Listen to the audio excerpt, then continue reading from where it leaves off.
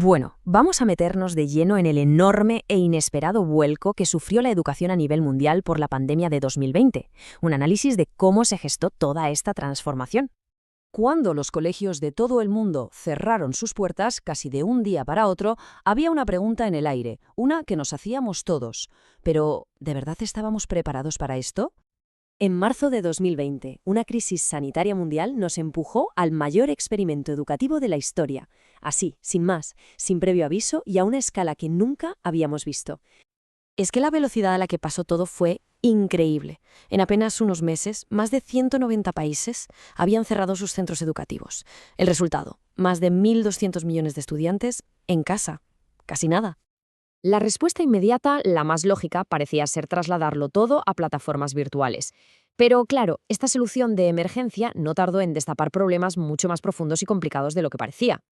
Y es que pasar a un formato online no fue solo un reto logístico, ni mucho menos. Lo que hizo fue sacar a la luz desigualdades muy profundas que ya existían.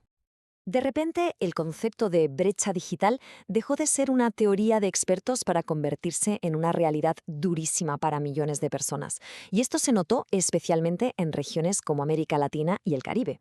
Ojo a este dato, porque un estudio de la CEPAL de 2016 ya lo advertía. La diferencia era abismal. Mientras que un 42% de los hogares en zonas urbanas tenía Internet, en las zonas rurales la cifra se desplomaba hasta un 14%, una diferencia clave para poder seguir cualquier tipo de aprendizaje online. Pero la cosa no iba solo de tener o no tener Internet. Es que incluso las instituciones que llevaban años en esto, las que tenían más experiencia, se encontraron con unos obstáculos que no esperaban. Y para muestra, un botón. Fijaos en este caso. Una universidad con más de 30 años de experiencia en educación a distancia, con programas acreditados, profesores expertos, una plataforma digital que funcionaba, vamos, que sobre el papel lo tenían todo para que les fuera genial. Y aquí es donde viene la sorpresa. A pesar de toda esa experiencia, sus tasas de abandono se duplicaron. A ver, si esto les estaba pasando a los expertos, ¿qué era lo que estaba fallando de verdad? Pues parece que una parte importante de la respuesta está en un malentendido bastante común. Solemos confundir dos conceptos que, aunque se parecen, son muy, muy diferentes. A ver, muchas veces usamos educación a distancia y educación online como si fueran lo mismo, pero en realidad no lo son. La educación a distancia es un concepto más amplio que históricamente ha usado la radio, la tele o el correo postal. La educación online, sin embargo, es otra cosa. Depende totalmente de Internet y de la interacción digital. Esta infografía lo explica de maravilla. La educación a distancia tradicional puede ser más unidireccional, mientras que la online se basa en la interacción, en la colaboración, en un montón de cosas que van mucho más allá de simplemente entregar una tarea. El problema es que la crisis nos obligó a usar un modelo online, pero muchas veces con la mentalidad de la educación a distancia de toda la vida. Y esto es clave para entenderlo todo. Lo que vivimos no fue una transición planificada, fue una respuesta de emergencia. Y con las prisas se nos olvidó por el camino el elemento más importante, el humano. Porque claro, la pandemia supuso una carga de repente brutal para las personas que están en el centro de todo esto, el profesorado, el alumnado y sus familias. Las responsabilidades de los docentes se dispararon.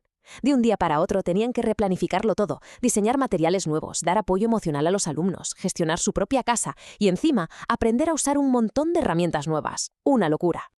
Y de repente las familias se encontraron con un nuevo papel, el de ser agentes educativos en casa.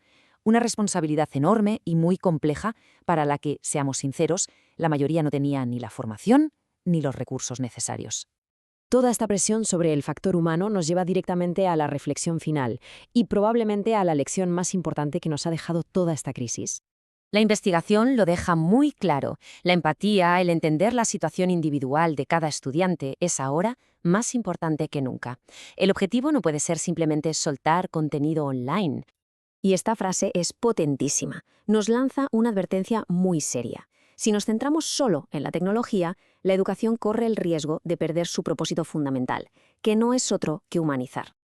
La verdadera transformación, por lo tanto, no es solo tecnológica, sino de mentalidad.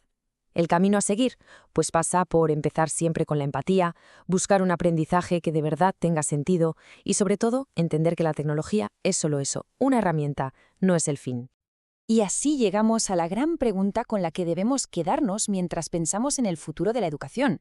Después de todo lo que ha pasado, ¿qué hemos aprendido realmente sobre cómo aprendemos?